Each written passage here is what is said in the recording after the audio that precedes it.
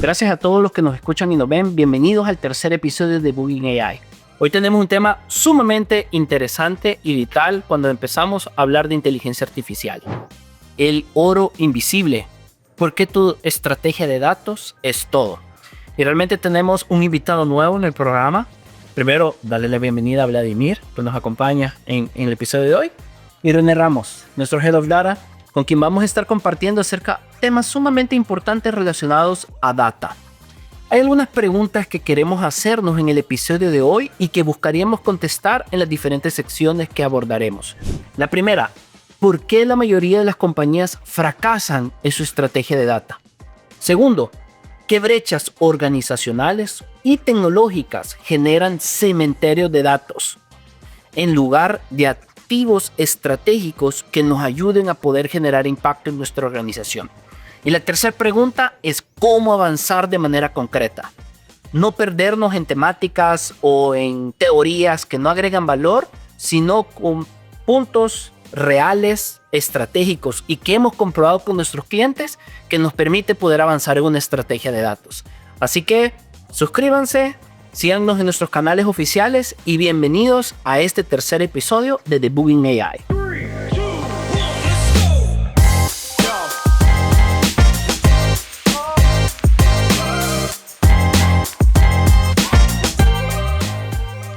Empezamos la primera sección de este tercer episodio de Bugging AI hablando acerca del gran problema de los datos. Y realmente decidimos hablar acerca de datos porque lo hablamos en anteriores episodios. Siempre muchos de los clientes cuando llegamos a inteligencia artificial, ¿cuál es el bloqueo? Los datos. Así que quisiéramos empezar con René, que nos acompaña por primera vez. ¿Cuál consideras tú y después Vladimir? ¿Cuál es el gran problema de los datos?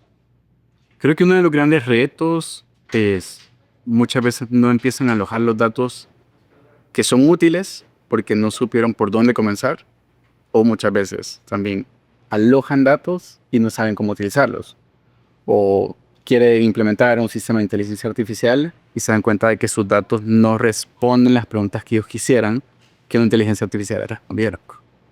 Las, ¿cómo lo ves tú? Quizá ahondar un poco en que inteligencia artificial no nos referimos a chatbots, sino que modelos predictivos donde las variables que andas buscando para predecir o llegar a una conclusión de un problema, nada que ver. O sea, tenés que hacer una investigación grande de incluso ir a descubrir más datos que ni siquiera sabías que estabas coleccionando o que vas a tener que empezar a coleccionar para llegar a ese resultado final que es, en algunos casos, predicción, como los proyectos que hemos trabajado. Así que determinar también de dónde tienes que extraer los datos y ver si van a ser útiles o no Mira, y hay un tema importante si empezamos como a subdividir esta sección, es los silos de datos. Puede ser que muchos que nos escuchan es un término común, puede ser que hay gente que nos está escuchando, viendo, es primera vez que escuchan eso. ¿Qué son los silos de datos? ¿Qué genera uno de los problemas en el tema de data? Los hilos de datos sería como tener datos regados, que tengo unos datos en Excel, que tengo unos datos en una base de datos, que tengo unos datos en un CRM. Excel en la nube, ¿verdad? De base de datos. De base de datos. Y Ya no existe Access, ¿no? sí existe. Ya. Pero el problema es, no tengo estos datos conectados, no tengo estos datos relacionados, entonces no puedo tomar una decisión, digamos, de forma holística, de poder entender todo lo que está sucediendo. Aquí tengo ventas, aquí tengo finanzas, aquí tengo, no sé, transacciones. Entonces, ¿cómo voy a tomar decisiones? Tener los datos fragmentados es uno de los grandes problemas y queda una visión, digamos, muy diluida de solo estoy viendo una parte de repente de la empresa o del negocio. No hay como una verdad absoluta, sino o tenés una porción Sí. o a veces cada uno tiene una versión diferente de cómo ve las cosas. Blas, falta de ownership es otro reto que vemos en el tema de datos. ¿Qué significa esto en una organización? Vaya, imagínate, vos tenés, cuando de ejemplo el landing pad, tenés el sistema de recursos humanos, luego tenés el activo fijo, luego tenés el control de dispositivos, tenés la aplicación que usamos para los colaboradores, tenés un montón de aplicaciones, porque no tenés una aplicación que te sirve para todo. Entonces, inherentemente vas a tener varias fuentes de datos. Entonces, vos tenés que entender para qué te sirve cada uno de esos. O sea, tenés que comprender para empezar, ¿por qué los tenés? ¿Cómo los tenés que proteger? Porque te imaginas, solamente porque el sistema de acceso es diferente al de donde está la aplicación móvil, entonces como nadie accede al de la puerta, no importa. Tienes que saber por qué es tan prioritaria esa información, porque si no, no tenés gobernanza de datos. Te va a valer. Tenés todos los datos y quien los acceda, pues ni modo. Pero el tener el ownership es, sabes qué significan, no todos, pero sí la gran mayoría de los datos que vos tenés. Importante porque también ahí es donde entra cuál es la verdad oficial de la compañía. Lo que nos ha pasado incluso a nosotros, de que a veces pedís un dato y un departamento lo ve de una perspectiva y otro lo ve de otra perspectiva, depende de qué parte de información tengas. Y eso entra a un punto acá que lo catalogamos como el impacto real. Estos dashboard fantasmas que existen. Y de nuevo, son temas que nos han pasado. Hay un gran hype, armamos un dashboard, tiene data y solo se utiliza una vez. Recuerdo, hace poco nosotros tenemos en un dashboard de BI ciertos elementos como financieros de la compañía. Y me metí y dije, estas pestañas nunca las hemos usado. Solo las usamos una vez. Entonces, ¿qué crees que se refieren esos dashboard fantasmas para ir cerrando esta sección o algún otro punto que venga a englobar el gran reto de los datos? Fíjate que platicamos con Blas que ese es uno de los grandes problemas. Se hacen dashboards, se trabajó mucho, quedaron bonitos, pero no resolvían un problema real o esa información simplemente no era relevante. Y entonces quedaron ahí guardados y como tú decís, nunca nadie se metió a revisarlos. Y ahí donde vos ves que algo que no tenga un propósito, como decís, no resuelve un problema, le perdés el interés bien rápido. Ahí no te queda abandonado. Mira, y para cerrar esta sección, yo creo que ahorita hemos hablado asumiendo que tiene el dashboard, asumiendo que por lo menos estamos usando Excel, pero realmente hay otro problema. Hay compañías que no están midiendo nada, no están almacenando nada y vienen en papel o lo tienen en papel. Porque sé que en nuestra audiencia hay diferentes tipos de tamaño de compañías y no te das cuenta de la importancia de medir quién es tu cliente, hombre, mujer, qué rango de edad, qué tipo de información. Cuando tú visitas websites, a veces en Estados Unidos, bien subliminalmente, como mira, te doy 15% y dame tu cumpleaños. O sea, toda esa data es importante. Pero bueno, ahí cerramos esta primera sección sobre hay un contexto, hay un problema de datos, se mide más o menos signos de datos, gobernanza. Así que veamos cómo ordenamos esa parte. Ahora, en la segunda sección de este episodio entra algo sumamente importante y es los pilares de una estrategia de datos. Hoy queremos hablar acerca de 5 pilares que nosotros consideramos importantes para toda compañía, sin importar su tamaño, que quiere comenzar una estrategia de datos. Hablemos sobre gobernanza de datos. ¿Qué significa gobernanza de datos? Gobernanza de datos son una serie de reglas, patrones y áreas en el que si alguien quiere comenzar o una corporación quiere comenzar a ordenar sus datos, a definir qué va a hacer con sus datos, tiene que empezar a cuidar. Por ejemplo, ¿cuáles van a ser tus datos maestros? ¿Dónde van a estar alojados? ¿Cuáles son tus reglas de calidad? Los niveles de seguridad. Uno de los grandes problemas que se habla en datos es que cerca del 70-80% de los empleados suelen tener acceso a información a la que no deberían tener acceso. Es un tema crítico de gobernanza de datos. Que esa información esté, como mencionábamos antes, pues homogenizada, siempre en lugares con fácil acceso para poder tomar decisiones. Data enriquecida, son una serie de aspectos, digamos, maestras, ¿Me puede decir eso, no? sí, para poder tener todo en orden. Creo que ahí podríamos como encasillarlo. Ok. El segundo gran punto es calidad y fiabilidad de extremo a extremo. Lo que hablábamos de que otra razón por la cual te resultan dashboards fantasmas es porque terminas de verlo porque no confías en los datos. Y eso me ha pasado, ¿sabes? Como ves el dato y dices, intuición, o sea, realmente como alto nivel, vos tenés cierta intuición en las cosas y dices, este valor no me cuadra, o sea, ¿de dónde vino? No, y tiene un montón de matices. Puede ser de que en realidad los datos estén mal o que no querrás aceptar la realidad. Entonces es un gran tema. Así que tenés que cuidar tenés que comprender todo del inicio a fin de cómo estás recolectando los datos. Mira, y esto es que es bien crítico porque si no, me ha pasado que hablo con personas y dicen, no, yo no confío en el dashboard. No, yo no confío en ese reporte. Y siento que si te pones a pensar tu estrategia de datos hacia tus colaboradores, hacia tus directivos, un tema de confianza. Que si no confías en esto, Y cultura. Y creo que es un punto bien importante de, podrías tener buenos datos, podrías tener un buen dashboard, pero si la persona o la empresa no tiene la cultura de tomar decisiones con eso que están viendo, y como decíamos, están acostumbrados a imprimir en una tabla y lo van leyendo en papel, o cruzar datos, etcétera. sí, quizá ya no creen dash. Mira, yo tengo una frase acá siempre relacionado a AI y dice, la mejor IA se estrella si los datos de entrada están corruptos. Interesantísimo. Y hay algo que a mí me llamó la atención de ciberseguridad futuro y decía de que muchos de los ataques de ciberseguridad que vamos a empezar a ver no van a ser estos ataques que son a la luz del día, por así decirlo. Van a ser temas puntuales de empezar a minar tu data corrupta para que cuando hagas un modelo predictivo, vaya ya corrupta con la información que hagas. Y es como, puchica, qué loco. Hablemos del tercer aspecto, que es catálogo y linaje de datos. ¿Qué significa eso? Un catálogo debería ser tener diccionarios de datos correctos.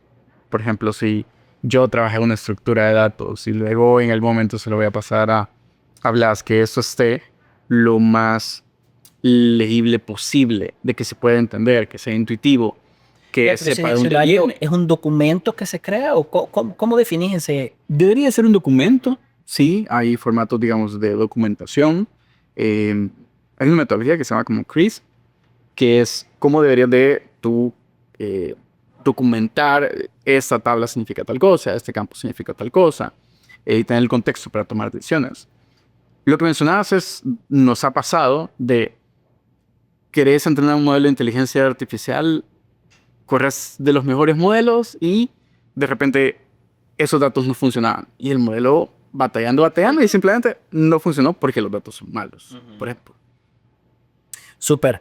El cuarto punto es arquitectura híbrida. ¿Ves? Tú que estás como en la parte técnica, veámoslo así. ¿Qué significaría una arquitectura híbrida? Irte de Excel hasta la nube. Algo apropiado. O sea, Ajá. una gran combinación de donde tenés alojados los datos. Pero esto viene a raíz de que no necesitas tener todo en un solo lugar 100% del tiempo. Lo que hablábamos, tener diferentes plataformas, herramientas, servicios. Obviamente los datos van a estar distribuidos. Pero si vos tenés, ponele de interés, haces un dashboard para hacer reportes que te vayan a tomar decisión X.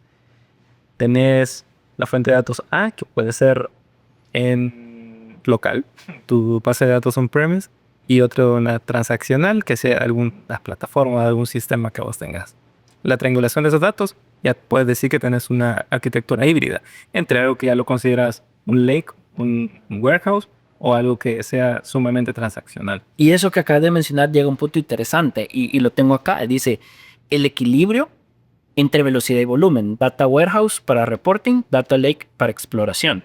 Tal vez hay personas que nos están escuchando que es primera vez que escuchan eso y te soy sincero, hasta a mí a veces me quedo como data warehouse, data lake, ¿cuál es la diferencia? ¿Cuándo usar otro? ¿Cuál sería una manera sencilla de entender qué es un data warehouse, qué es un data lake, cuándo ocupar uno, cuándo ocupar el otro? Creo que la forma más sencilla es un data warehouse, tenés datos ordenados y estructurados como que fuera un Excel. Los tenés en tablas, tenés todo muy fácil de leer y listo para poder generar reportes. Si no tenés claro qué es lo que vas a hacer con esos datos, lo mejor es hacer un data lake, que es extraigo y lo voy a guardar porque ahorita yo no sé qué voy a hacer con esto. Entonces puedes tener información estructurada, no estructurada, semi-estructurada. Hay empresas que guardan imágenes, hay empresas que guardan tablas de contexto, documentos, que en algún momento vas a decir, ok, ya sé qué hacer con esto, pero ya lo tengo guardado. Entonces empezás a poder minar sobre esa información. Buenísimo. Y para cerrar esta segunda sección, hay un último punto que han hablado y es seguridad y cumplimiento normativo. Digamos que lo hemos mencionado ahí. Y es, tus datos son un activo y una responsabilidad legal. Imagínate, tenemos muchos de sus clientes de que al final no estás hablando solo de datos de vos como compañía, estás hablando de datos de los usuarios, su comportamiento, su manera de actuar. Yo siempre lo veo de esta manera. La gente al utilizar tu plataforma, tu sistema, tus servicios, está confiando en vos. La pregunta final de esta sección es cómo tú estás resguardando esa confianza. ¿Verdad que un episodio lleno de mucho conocimiento, mucha información? una probadita, siento yo, porque en 20 minutos es imposible cubrir todo lo importante de los datos, pero para poder darles una semillita o esa intención de que ustedes puedan investigar y aprender más y tomar más en serio este tema de datos. En la sección 3 vamos a hablar sobre cómo exponer tus datos. Tal vez vamos a profundizar de la manera más tradicional como estamos acostumbrados a hacerlo, pero también vamos a profundizar de cómo exponemos estos datos para poder utilizarlo en AI. Y como Blas muy bien dijo, AI no solamente es chatbots, hay una gama de oportunidades en cómo podemos usar nuestros datos para poder amplificar resultados utilizando AI. Empezamos contigo, René. ¿Cuáles son las maneras como más tradicionales en cómo terminamos exponiendo esos datos? Creo que en la sección anterior hablamos un poco sobre Data Warehouse, Data Lake, etc. Usualmente es en un dashboard, tenés data estructurada, lo presentas en un dashboard, o se envían reportes de forma automática, se generan PDF, se generan algún tipo de formato que el usuario final necesita recibir. Un dashboard sí va a tener que estar relacionado a un data warehouse porque necesita consumir una información estructurada, por ejemplo. Yo te haría una pregunta para aquellas personas que nos escuchan que no son compañías gigantescas, posiblemente son hasta emprendedores, pero tienen ese chip de, hey, quisiera como cuidar mis datos, tener una mayor visibilidad. ¿Cuáles serían tus consejos para ellos? ¿Dónde pueden empezar? Para mí el punto de partida más importante es un tema de cultura. Es, primero, entender la importancia de tomar decisiones basadas en evidencia. Es, ok, ya no voy a empezar a decidir basado en corazonadas, sino qué datos me están diciendo que puedo tomar esa decisión. Luego, empezar a ordenar la información, lo que platicábamos de, ok, todavía no sé qué voy a hacer con esta información, pero la voy a empezar a guardar. Y luego de repente estructurarla, si hay la posibilidad de tener un data warehouse, por pequeño que fuese. Pero esto un Excel, un Google Sheet pudiera servir para empezar. Podría ser tus archivos de Google en Drive y los consumís de Looker. Y eso puede ser. Yo hace poco conocí a un emprendedor que es nuestro cliente. Tiene su posición en una compañía, pero también tiene un emprendimiento. Y me impresionó porque me dijo, mira, que llevo controlado todo. Tiene un Looker, el que viene gratis con la licencia de Gmail o Workspace. Looker Studio. Y lo tenía conectado con Google Sheet. Y literalmente ahí iba todos sus ingresos, etcétera, etcétera. Y lo conectaba en tiempo real y a sus socios, a sus amigos, les daba el dashboard para que puedan visualizar. Entonces, eso realmente a mí me abrió de que no hay excusas. O sea, tú no necesitas gastar en una licencia ni un data warehouse completo. Puedes iniciar lo que tú dijiste, una cultura de datos con poco. Simplemente tener esa intención de empezar a medir.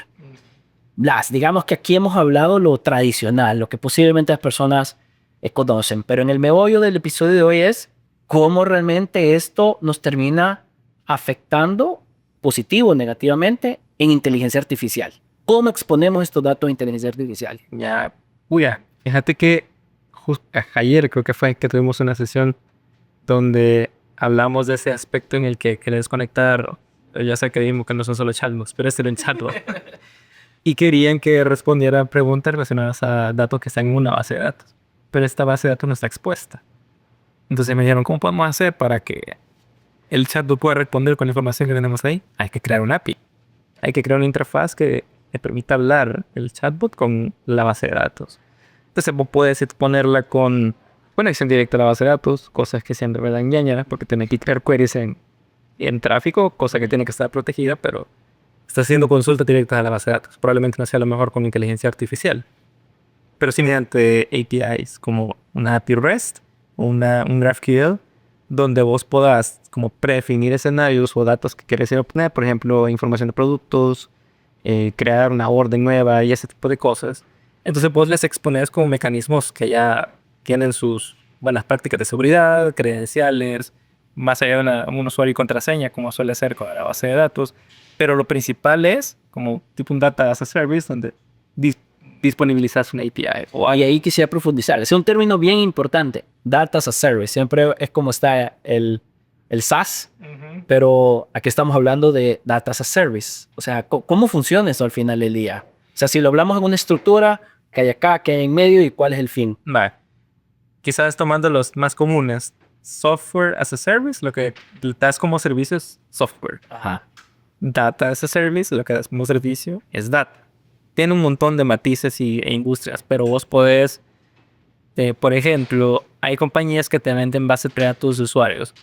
Hay unas que pueden ser tan benevolentes, pero ese es un Data as a Service y te lo exponen de alguna manera para que vos puedas consumir esos datos. Pero esencialmente lo que hace un Data as a Service es que te disponibiliza datos y vos tenés como cierto interés, como ejemplos son los de Meta, que te disponen con la plataforma de ads, te dan datos anonimizados para saber como patrones de comportamiento en rangos o demografías. Mira, yo siento que este concepto de Data as a Service, porque a veces a los tecnológicos les gusta poner nombres sobre nombres. Yo siento que es un microservicio que te expone datos, pero con un nombre más sexy. Data as a Service. Al final, es un microservicio que le permite a la AI hacer una consulta, obtener la información estructurada para que la pueda medir. Un middleware, pero la base de Middleware. Ahora, para finalizar, y este es un tema importante en exponer datos, hay una herramienta que nosotros en el landing la empezamos a usar hace 2 años. Hay gente o clientes que se la hemos presentado y es como, ¿y eso qué es? ¿Cómo que? Y hoy todo el mundo está hablando de ella. N8N. Creo que la gente conoce más Zapier, pero para mí N8N es lo máximo. O sea, increíble estos alemanes que crearon esto. Para cerrar esta parte de exponer datos, hay un tema que se llama pipeline, automatización de pipeline. ¿Qué es eso? ¿Qué significa automatizar el pipeline y cómo herramientas como N8N entran acá?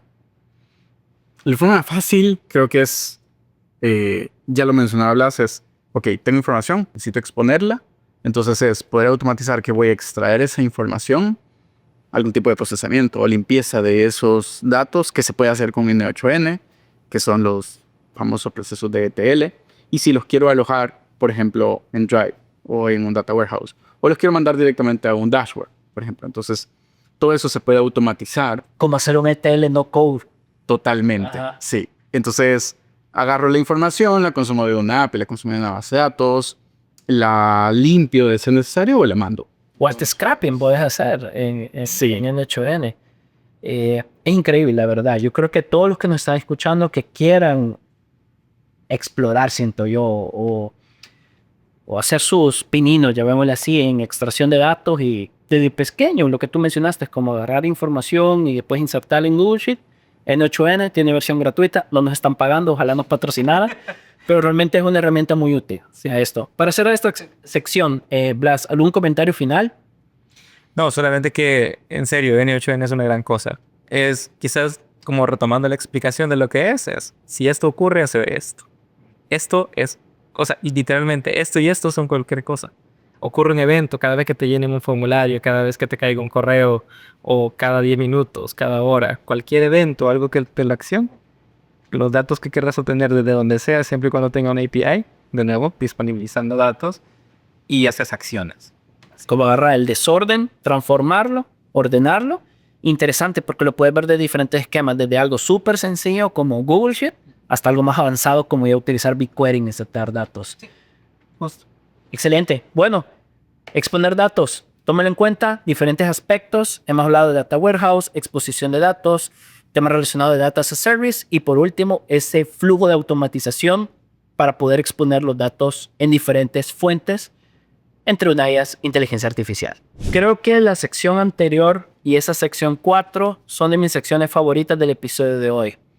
Y hoy vamos a hablar sobre métricas y KPIs para el C-Suite. Es decir, para aquellos altos ejecutivos que están implementando una estrategia de datos o piensan una estrategia de datos, ¿qué tipo de métricas deberían de estar midiendo sobre esa estrategia?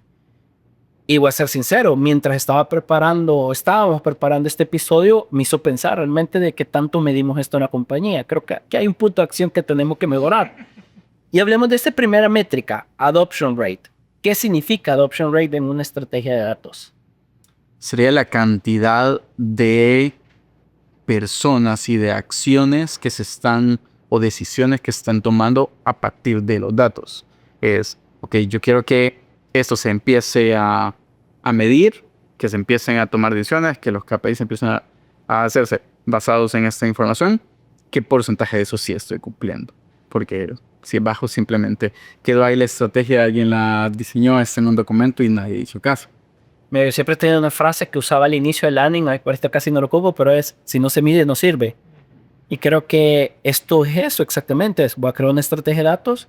Ok, de todas las decisiones que toma una compañía, imagínate retail o de productos, e-commerce, decir, ok, estas decisiones ahorita no las puedo tomar, pero cuáles ya deberían de estar basadas en datos y qué equipos sí o no.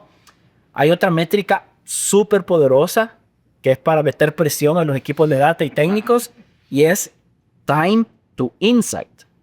Blas, ¿qué significa la métrica Time to Insight? Es cuando vos tenés ya sea recolección de datos y todo el proceso en ingeniería, que te mantienen los datos en un lugar ya limpio, listo para ser analizados, pero eso no significa que ya tengas información accionable, sino que desde que los empezás a colectar, los tratás, limpias y los disponibilizas y mostrás ya sea un dashboard o usas Datashare o lo que sea, pero en el momento en el que llegas al insight, el tiempo que pasó desde el inicio hasta que llegas al insight, eso es eso. Sí, porque imagínate, hay empresas que me sorprenden que esas típicas empresas, no, nosotros vamos un día atrás, vamos 2 días atrás, una semana atrás. Mira, y estos datos son actualizados. No, es que a las 12 de la noche el servidor pasa un cronio y no lo revisa. Y es interesante que esto también no solamente se mide de manera tecnológica. También he visto de que a veces los dashboards, por más que le inviertas, no te cumplen el 100% de la data que querés. Y es como un C-level, viene el equipo de data y le dice, mira, quiero cruzar esta data y me la traigas. Si ese proceso entre que tú haces la solicitud y la recibís son 3, 4 días, posiblemente cuando recibas la data ya es muy tarde para poder actuar. Entonces, este es un indicador muy importante que deben de tomar en cuenta desde que tienen una pregunta, tienen un problema que necesitan data, cuánto tiempo se tardan en recibir ese insight. O la otra perspectiva que tú mencionabas es, desde que se genera el evento o la acción, cuánto tiempo toma replicarse, ya sea un dashboard, etc. Otro punto que creo que lo hemos hablado mucho, René, Blas, es el Data Quality Score. ¿Qué estamos hablando ahí? ¿Cómo lo medimos también? O sea, eso es una pregunta que tengo al final. ¿Cómo le haces QA a los datos? Creo que en software tenemos claro, pero en data. Mira, yo creo que ese es quizás de las métricas más importantes, porque si tenés malos datos, para mí vas a tomar malas decisiones. Entonces, si tus datos no son de calidad, no vas a poder tomar decisiones correctas. ¿Cómo se mide? Porcentaje de valores nulos, porcentaje de valores incongruentes. Por ejemplo, tu columna debería de ser numérica o es divisa y de repente tienes ahí un campo alfabético. O es divisa y esto suele pasar de que se confunden puntos con comas, entonces ya te lo está tomando como un string. Eso te afecta totalmente la calidad de datos. Entonces hay ciertas matrices también que se pueden analizar de porcentaje de valores nulos, porcentaje de valores congruentes con lo que esperamos de las reglas de negocio, y el promedio, digamos, para poder ver si tus datos se ayudan a tomar decisiones. Pero mira, como una subpregunta a esta parte es, pero eso significa que alguien en la compañía debe tener suficiente conocimiento para auditar y decir, bueno, aquí hay problemas, porque metemos como ejecutivo, ves un dashboard bien riesgoso, que vos lo veas, pero como no tenés todos los contextos, vos asumás que es verdad. Entonces, ¿qué tipo de rol debería ser el encargado de encontrar eso? Y realmente debería tener un conocimiento para auditar. Nosotros lo que usamos, usualmente ese proceso lo hace un analista de datos dentro de un proceso que se llama EDA, que es un análisis exploratorio de datos, que se revisa la calidad de esa información. Y hay plataformas también que de una sola vez están dando en cada columna un indicador de calidad. Entonces, decís, ok, en esos datos puedo tomar decisiones o en esos datos no puedo tomar decisiones. Súper. Y por último, hay un tema interesante, súper interesante, porque ¿sabes? Yo creo que en data sucede mucho algo que sucede en AI, que muchas empresas no invierten porque a veces las empresas tienen el falso concepto de invierto y quiero un ROI inmediato. O sea, es como el software. Si te pones a pensar, quiero una app, pero la app de una vez lleva un business model en cómo vas a recuperar el dinero. En un tema de AI y datos, muchas veces estás invirtiendo en algo que no es tan tangible, pero que sí genera valor. Entonces, la cuarta métrica que nosotros queremos proponer en esta sección es el ROI de los data projects. ¿Cómo consideras tú, Blas, que podemos medir ese ROI de los proyectos de data en la compañía? Creo que lleva el tema cultural también, porque empezás con un proyecto que es viable, empezás a hacer tu proceso de data, generas resultados, algo tangible, pero donde entra el tema cultural es, primero, o sea, si puede ser un montón de escenarios. Un objetivo bien claro de por qué decisiones quiero tomar, cada cuánto las quiero tomar, qué roles las quiero tomar, pero simplemente les empieza a dar pereza y dejan de usarlo. Entonces empiezan a retomar decisiones a base de sensaciones o como de la intuición, pero dejan de ver dashboards o dejan de ver los reportes, dejan de poner atención incluso a la recolección de datos. Entonces ahí no vas a sentir la inversión que hiciste, no vas a tener el retorno porque las decisiones dejaste de tomarlas. Pero si tu objetivo era claro, el proyecto salió bien y seguís teniendo el hábito de estar tomando decisiones y coleccionar datos y estar viendo todo lo que recolectaste de cerca, al final, o sea, si lo vas a ver un poquito a largo plazo, depende de la complejidad de lo que estás intentando analizar o de las decisiones que estás intentando tomar, pero lo vas a ver si mantenés ese hábito de estar siempre pendiente de tus datos. Y creo que lleva todo el proceso, no solamente dashboard, sino que cuidar todo tu proceso de datos, todo el ecosistema. Antes de las palabras finales, ¿tenés algo que agregar? Sí, creo que justo ese tema de retorno en proyectos de datos hoy lo estábamos platicando y se suele ver en horas hombre que te estás ahorrando, riesgo que te estás reduciendo en tu toma de decisiones, decisiones más rápidas, poder tener justo de la métrica anterior del time to insight, es poder tomar esto con un mejor fundamento y monetizar un proyecto de datos siempre es un gran reto. Pero a través de la tranquilidad de estoy tomando decisiones certeras con información confiable, creo que es lo mejor que puede llegar a un C-level. Mira, siento que para cerrar este episodio, esto es como lo que hablábamos el episodio anterior. Perdón, cerrar la sección de este episodio es AI te agrega superpoderes que te robustecen tus tareas diarias. Tener data ordenada y vos como compañía brindar esa data a tus colaboradores para toma de decisión es otro superpoder que les estás dando. Quisiera hacer un comercial a una palabra que me encantó que mencionaron hace poco y es la intuición. En nuestro LinkedIn tenemos nuestro newsletter Ignite y en uno de los primeros como issues que sacamos hablamos justo acerca de eso, de cómo calibrar el tema de la intuición con la data para poder tomar mejores decisiones. Así que vayan a nuestro LinkedIn, busquen el link, igual vamos a dejarlo ahí abajo para que puedan encontrarlo y van a ver que hay mucho contenido de valor en ese mix entre intuición y datos. Creo que este episodio se nos ha extendido un poquito, pero realmente ha habido mucha información de valor, muchos conceptos importantes que estoy seguro que pueden servirles en su organización. También hay muchas cosas que debemos de aplicar, no como proveedores a clientes, sino nosotros como compañía y nuestra estrategia de datos.